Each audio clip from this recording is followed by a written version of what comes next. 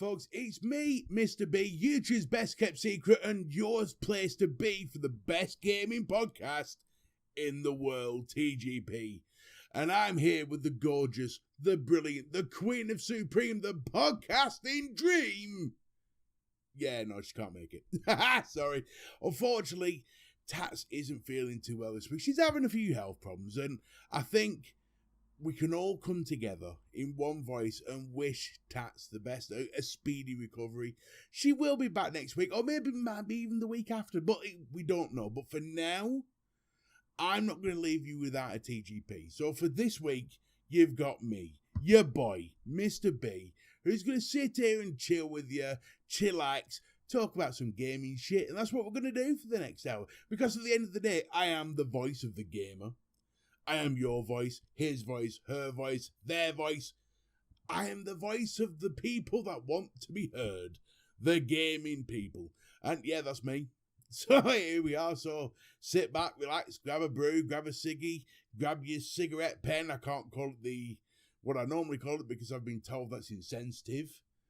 Don't know why. I've always referred to it as that, but apparently it's insensitive and I've got to be more sensitive according to Mrs. B. So yeah, so here we are.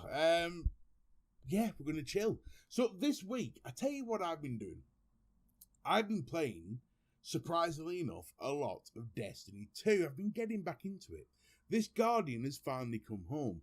Now, I tried to get into Destiny 2 a little while back, and I realised that it just wasn't for the single person. It wasn't for someone without a clan. It wasn't for someone without friends who could play with. And I wanted to touch on that a little bit. You see, I joined a clan called Two Thumbs Up, or Two Thumbs 2.0 as far as Destiny's concerned. And they're unbelievable. So bloody helpful. They've got me and my wife through 2 raids this week. And obviously one was Leviathan, loved it. The other one was Scourge. I've done that twice this week. Can't believe it, man. But the group are fantastic. And it sort of reinvigorated my love for Destiny. And it got me thinking, what about all those who just didn't have anybody to play with? I know Tatts fell out of love with Destiny because she didn't have anyone to play with. And I know she's coming back to Destiny when funds allow. You know, I might start me a GoFundMe to get Tatts Destiny 2, but I know it's coming free soon, which she might want the DLC. So there you go. If you want to help her, you can do. You know, does wink wink. But the straight fact is that Destiny 2 is a very lonely game when you're playing on your own. And I don't know. Can that be solved? Could Bungie come out of nowhere and just figure out a way of solving that? I don't think they can. But then it goes to other games like that. You look at Borderlands 2, not Borderlands 3, because they're robbing twats and I'll never support that dreadful company.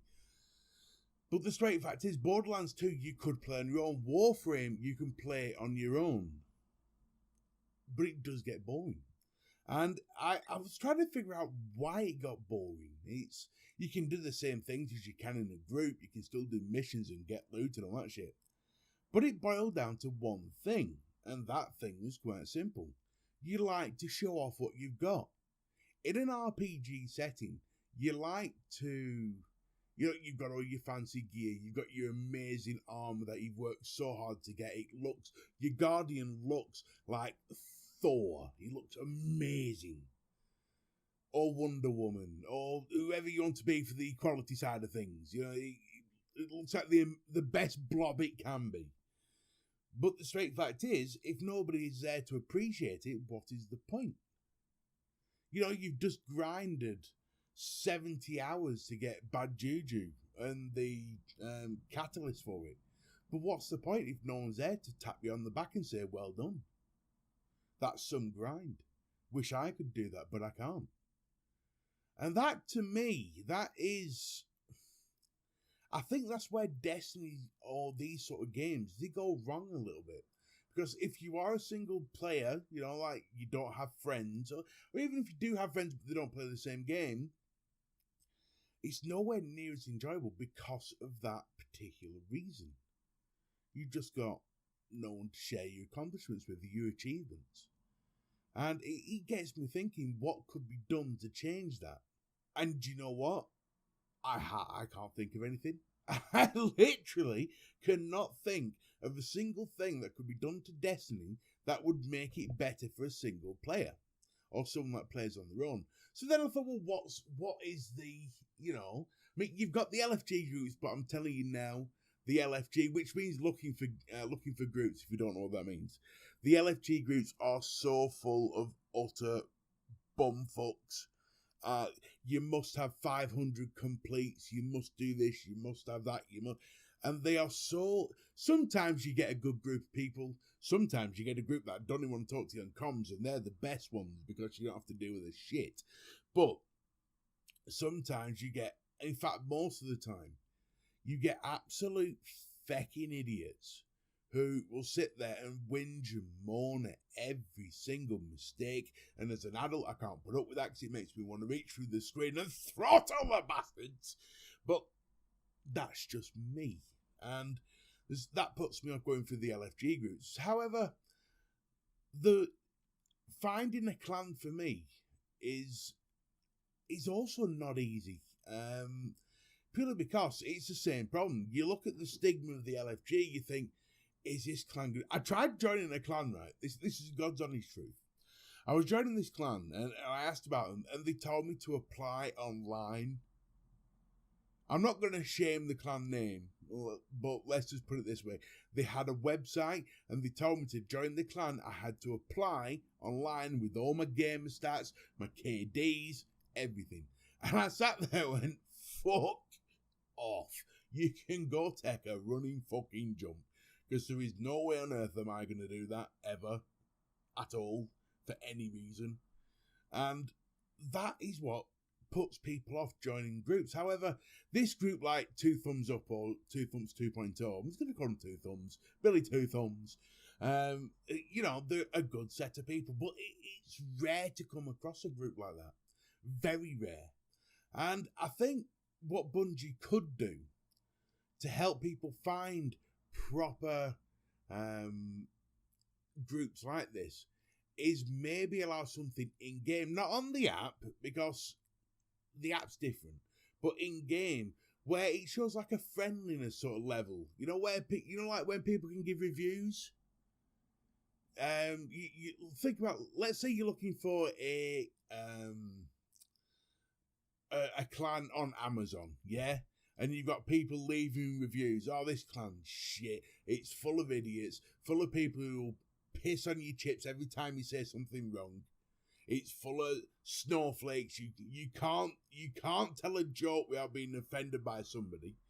You wouldn't want to join them. But you know the 411 in that group. You don't have to join them to find out.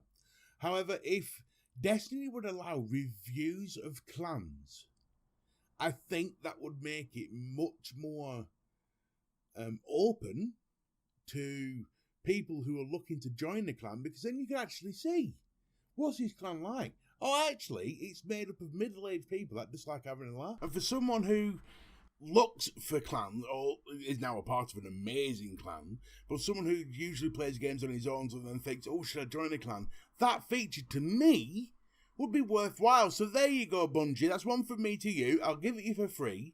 Stick in the Amazon-styled review feature for clans. It would make a massive difference. And for those of you out there with the supersonic hearing, the go-go gadgeteers, you might be wondering, Mr. B, why has your voice changed? Well, I can tell you why.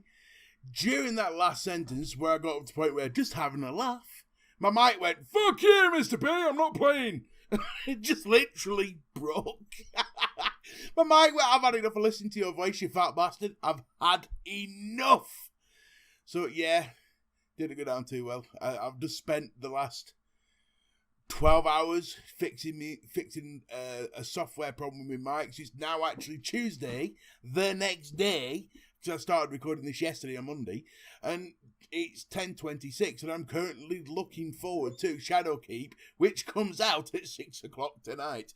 But I've got nothing to play, so I'm thinking I have a bit to do on Bloodborne today. Which, yeah, Bloodborne, that's my nemesis. I remember playing Bloodborne when I first got, when it first came out for free, and I got past the first wolf, Then I got to the next big fat bastard, and it killed me in one shot. So I just went, well, bollocks to this game, moving on. But it's still in my library, and I thought, you know what? Well, I've got nothing to do today because I've taken the day off, taken the week off to play to play Shadow Keep. I'm going to play Bloodborne. So, yeah. So that was fun. So the last 12 hours has been a nightmare, really. An absolute bloody nightmare, but I'm here. I tell you, it's the curse of Tatts. Tatts has come in and gone, no, I'm ill, you're going to have to do this on your own, but I'm going to fuck your PC up for you. That's just what she's done. I'll tell you one thing I have done recently that's quite interesting. I played the final beta of Tom Clancy shit show, that is Breakpoint. Now, I was going to do a video on it, but I tell you what, I am so disappointed with this beta. I am so disappointed with this game that it is not worth my time and effort. It just really isn't. To put together a 20-25 minute review on the beta on a game that is so poor, I don't even know where to begin. It really is that poor. I mean, the graphics are meh. The gameplay is meh. The guns are good, but that is the only thing that is good. The game is so convoluted with everything that, if you took everything that is wrong from, say, Assassin's Creed Unity or Assassin's Creed Brotherhood, something like that. If you take everything that was boring and wrong from those games and made a shooter out of it, you've got Tom Clancy's Breakpoint. It is honestly like they've spent 200 million hours of dev time creating amazing feeling guns and then gone, shit, we've run out of time. Ubisoft, we need some gameplay stuff. What can you give us from your past? And they've just chucked all the crap at them. And they've gone, yeah, that'll do, we'll chuck that in. And then the poor bastard actor that they brought into this to play the big baddie, his name's all over it. Unlucky, son. You've backed the wrong horse there. And it's got to be said, you've backed the wrong horse. The game is terrible. It really is. And considering it's been released in the same time as COD, it's been Shadow Keep, you've got all these games that are coming out. Don't you start. I know you don't like it either.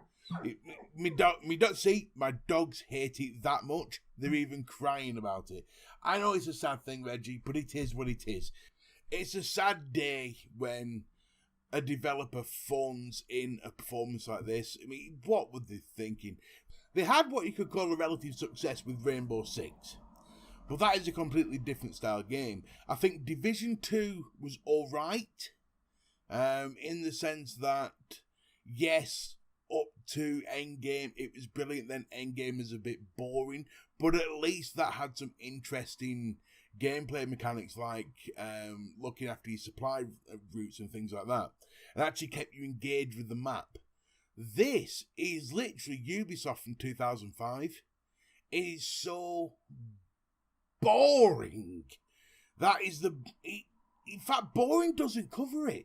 There isn't a word in the English language that describes adequately how boring this beta was. I'm at a loss for words. Surely, I mean, I tell you what they need to do. There's one way to fix this, going forward. Not this game, but games going forward. Is they need to stop letting devs test the games. They need to bring in actual gamers who would possibly buy this product. I know that's what a beta's for, but let's face it, they don't listen to people on betas. They never have done. All betas are for bug fixes. I'm on about testing the concept, testing the premise, testing the story, not testing whether or not the guns work, not testing whether or not there's some fucking T-pauses left, right and centre. They need something to test whether the story is engaging, whether the side quests are fun, you know, all these sort of things. That's what they need to get proper gamers in to test. And only then will you get a product that is worthwhile playing. Because it is made by devs and perfected by gamers. Job done. Have you played the beta at all? I'd love to know what your thoughts are. I mean, I want you to get into the comment section below and just let me know what your thoughts on the beta were. Is it just me being thick? Or is it just me being too picky? Because I tell you what, I actually got so bored with this, I just deleted it. Went, nope, no thank you, not gonna do it. So, yeah, that was my experience with the final beta of Tom Clancy's Breakpoint bullshit. Such a shame. Such a shame. When I played the alpha, I was raring because there was bits of it I thought, oh, that's going to be good. That if they build on that, that's going to be awesome. But no, they've just fucked it completely, 100%. I suppose on a brighter note, it's nice to hear about Randy Pitchford being sued. Or Pickford, should I say. What a fucking prick he is. If you don't know who Randy Pickford is, he's the head of the Gearbox, people that make Borderlands. And obviously in with the 2K Take-Two bullshit, fucking scumbag, scumlord, twats who I can't stand. Mr. Magic, Mr. Magician. Him that likes to leave his data sticks full of porn and important data at medieval sites. He's a proper idiot. So, yeah, he's getting sued by the geezer who made the music for the original Doom. Because back then they had a deal with the composer that the composer would give them limited rights to use the music back on the original Doom as long as the composer got $1 for every copy sold. Job done. However, when Gearbox or Take-Two or 2K released Doom's Millennial Edition or whatever they wanted to call it, they didn't have the rights to the music, and as usual, the composer went to Randy Pitchford and said, look, that's my music, you didn't have the right to use that. Randy Pitchford went, oh, we'll look after you, we'll make sure you're alright, and basically pound him off. To the point where this geezer's gone, you know what, I'm sick of your promises, I'm sick of your bullshit, where we heard that before, I'm taking you to court. And it couldn't happen to a nicer person, it really couldn't. What an absolute tool Randy Pitchford is. Do you know what? I hate him so much I can't even be asked to pronounce his name properly. That's how much of a tit he is. So, right at this very moment in time, I've got my Reggie here. You can probably hear him there. Yes, I know, he's a dick, isn't he? He's a dick. He's agreeing with me that Randy Pitchford should basically be dipped in honey and left in a colony of bees or ants or whatever. So, yeah, that's the news for today. Now, it's a bit of a short one. I know we normally do like an hour. But with everything going on with Shadowkeep coming out later on, I will be streaming tonight. From, I'd say 6 PM, that's when it's about to drop. So you can catch me on Mixer. Link will be in the description below. I'll be streaming tonight. We'll be having a laugh. So I'm going to cut this short at about 20 minutes. We're thereabouts. Have I got a few more words I can fit in for the next minute and a half? It doesn't matter, does it, folks? So, yeah, listen, thank you for much for being here. Let's all put our, wishing hands together and wish Tatts she gets better soon and gets back, so to make TGP worth bloody while.